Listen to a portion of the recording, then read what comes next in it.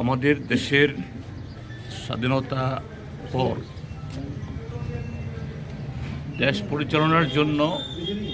যে নীতিমালা, যেটাকে বলা হয় কনস্টিটিউশন বা সংবিধান, এটা রচিত হওয়ার পর আনুষ্ঠানিকভাবে তা গ্রহণ তথা সেই সংবিধান দেশে চালু হওয়ার দিন 1950 ইংরাজির এই দিনে এই সংবিধান গৃহীত হয়েছিল, যার হাত ধরে গত ৭৬ বছর ধরে আমাদের দেশ চলছে। আমরা আমাদের পার্টি রাজ্য দপ্তরে এই মহান দিবসটা, এটা শুধু উদযাপন না, যে এই দিবসের তাৎপর্য যাতে সুরক্ষিত থাকে, যে উদ্দেশ্যে, যে ত্যাগ তিতিক্ষার মধ্য দিয়ে আমাদের পূর্বপুরুষরা, স্বাধীনতার সংগ্রামীরা ২০০ বছর ব্রিটিশদের হাতে অসংখ্য আত্মবলিদান দেওয়ার পর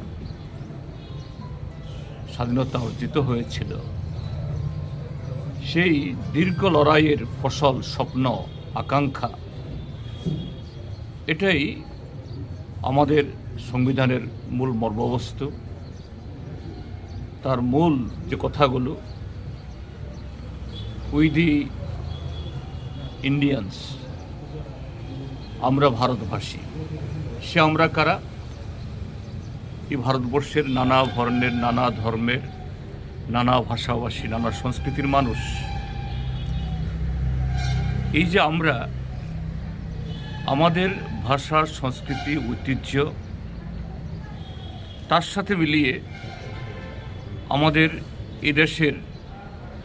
যে প্রাকৃতিক হোক বা অন্যান্য সমস্ত কিছুকে সুরক্ষিত রেখে কিভাবে আমাদের দেশকে সারা পৃথিবীর মধ্যে অন্যান্য দেশের সাথে আমরা আরও সমৃদ্ধ করে তুলতে পারি এবং বিশ্ব ভ্রাতৃত্ব প্রতিষ্ঠায় এই দেশটাকে আমরা সেই পথে পরিচালিত করতে পারি, সেই আকাঙ্ক্ষা থেকে বলা হয়েছিল যে আইডিয়া অফ ইন্ডিয়া,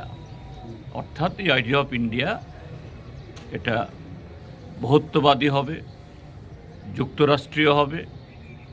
এবং গণতান্ত্রিক হবে। কিন্তু আজকে স্বাধীনতার এই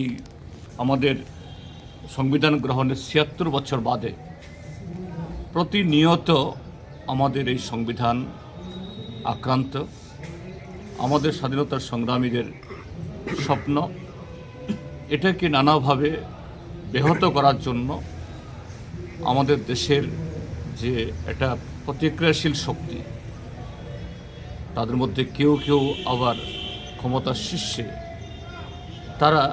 এই সমস্ত ধরনের স্বাধীনতা বিরোধী, সংবিধান বিরোধী শক্তির সাথে হাত মিলিয়ে দেশটাকে দুর্বল করছে, সংবিধানকে দুর্বল করছে, অস্বীকার করছে। তো আজকের এই দিন শুধু আমাদের কাছে উদযাপন নয়, আমরা কিভাবে এই সংবিধানকে আরও মজবুত, সুরক্ষিত করব এবং তার হাত ধরে আমাদের স্বাধীনতার সংগ্রামীদের স্বপ্নকে আমরা এগিয়ে নিয়ে যাব, তারই শপথ গ্রহণ করার দিন। আমরা সিপিআইএমের পক্ষ থেকেই সেই লক্ষ্যকে কিভাবে আমরা আরও মজবুত, সুদৃঢ় করব, সে অঙ্গীকার আজকের এই দিবস থেকে আমরা গ্রহণ করছি।